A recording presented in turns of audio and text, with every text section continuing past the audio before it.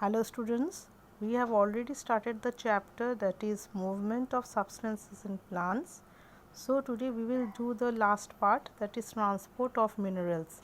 Minerals are present as dissolved salts in the soil. Unlike water molecules, the molecules of mineral salts are less in number outside the root hair as compared to that inside the root hair. Therefore, these molecules cannot pass into the root cell by simple diffusion.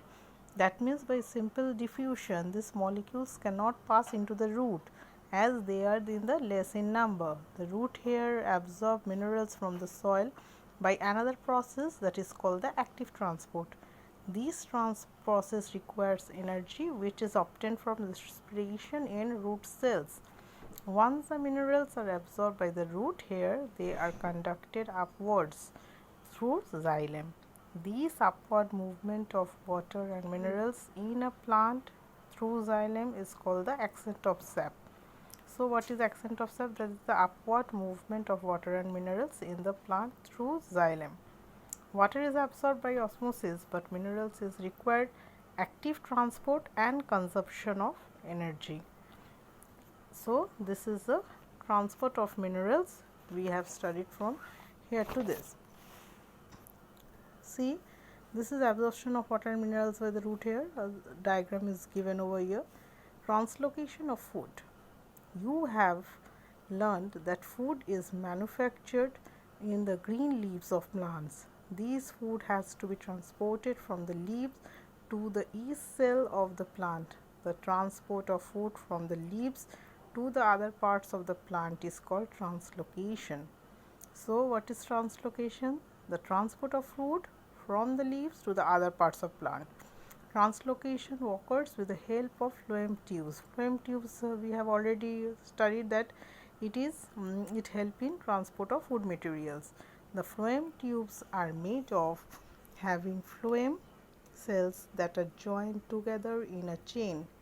They are also termed as sheaf tubes. Phloem tissue also runs continuously along with xylem tissue in vascular bundles throughout the plant. Though these tubes, food passes from the leaves to each part of the plant. That means these phloem tubes are also like xylem tissue. It is a continuous chain, and this phloem tissue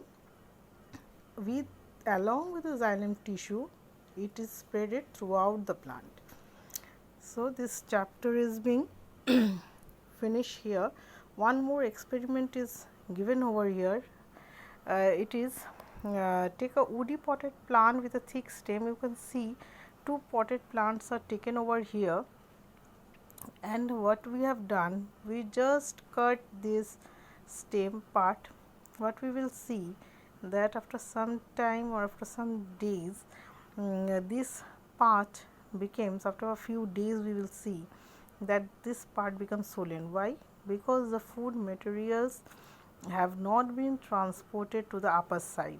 That is why all the food became stored in this part and it becomes swollen. So, students, this much is a chapter. If you like, then please like my channel, share and subscribe to get more update videos. Till then, thank you students.